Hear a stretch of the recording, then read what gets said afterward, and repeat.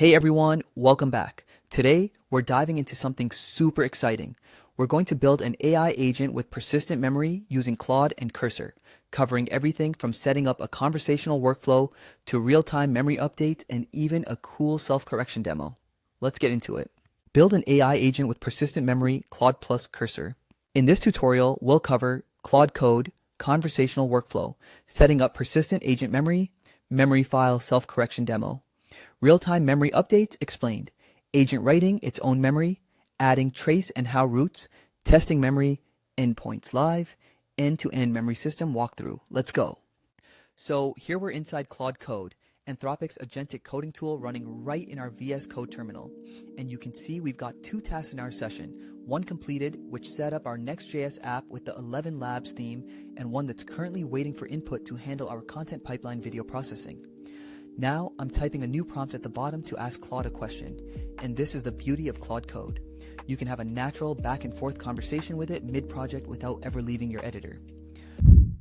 So now we're asking the agent to open the HTML demo for our audience. You can see we're typing that prompt directly into the Cursor terminal chat interface. What's really cool here is that this agent has persistent memory.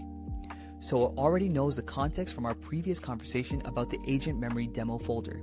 Notice that agent memory field, tag in the top right, that's showing us which memory context is actively being used to shape the agent's next response. So here you can see the agent just called the string forget tool, which automatically rewrote our memory file and removed that conflicting line about favorite coffee is a cortado. Notice how the memory is now clean and consistent. We're left with just 3 accurate facts about the user. This is the beauty of giving your agent structured memory management tools. It can self-correct without you having to manually edit anything. So here you can see the agent has correctly recalled that Berto's favorite coffee is an oat milk flat white. That's the memory system working perfectly. Notice on the right side panel, the agent's memory file is being read at the start of every conversation, which is how it knows this information without us telling it again. Now I'm typing actually my new favorite to test whether the agent will update that memory in real time when we send this message. So here you can see the agent has actually written to its own memory in real time. It's updated the chat-memory.md file on the right with favorite coffee is a cappuccino after the user corrected it. Over in Cursor's terminal on the left, we're asking the agent to add a dedicated page to the HTML that surfaces this memory field visually, so users can actually see what the agent remembers about them. This is stage 4 of our walkthrough, where the agent stops just using memory and starts owning it.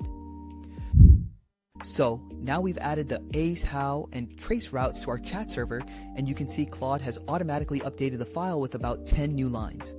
What's really cool here is that the agent is actually writing its own memory in real time. Notice on the right side of the screen, when Berto told it his new favorite coffee is a cappuccino, it immediately wrote that to memory, and you can see it reflected in the memory panel. This is stage 4 of our walkthrough, where the agent takes full ownership of persisting what it learns from the conversation. Now we're adding the how and trace routes to our chat server. You can see Claude has just written those 10 new lines highlighted in green, which give us a dedicated endpoint to inspect the agent's tool definitions and last trace in real time. Over on the right, you can see the memory system is already working beautifully. The agent just updated its memory file to reflect that Berto's favorite coffee is now a cappuccino. That little red memory indicator at the bottom of the chat confirms the write actually happened, which is exactly the kind of observability we're building toward with that trace route. So here you can see our AI agent has successfully written to its own memory. When Berto told it his new favorite coffee is a cappuccino, the agent automatically updated the memory file, and you can see that confirmation message at the bottom of the chat. Over in the terminal, Cursor is actively making those live code changes for us, adding a how tool calling works link to the header.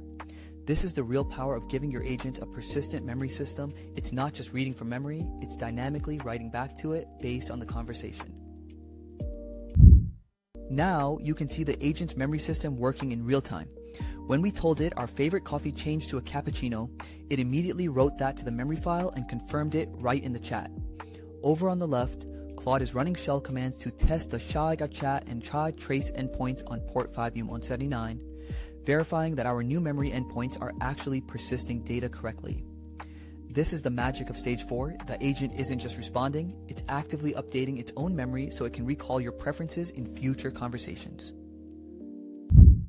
So here you can see the agent has successfully written its own memory.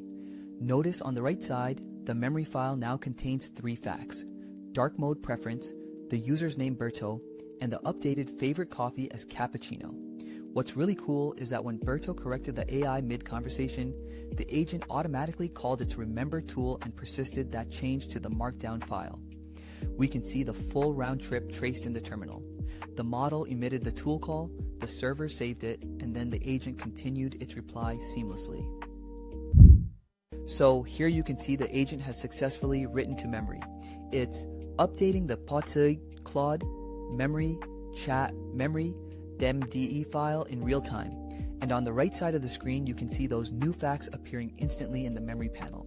Notice in the terminal diff how the old entries like oat milk, flat white, and cortado are being swapped out and replaced with the correct preferences. This is stage 4 of our walkthrough, where the agent owns its own memory. It's not just reading from it, it's actively deciding what to write back. So here you can see the agent memory system working end to end. The user just told the chat that they want Argentina to win the World Cup, and watch what happens. The agent automatically writes that to memory, and you can see it appear in real time in the memory panel on the right. Meanwhile, over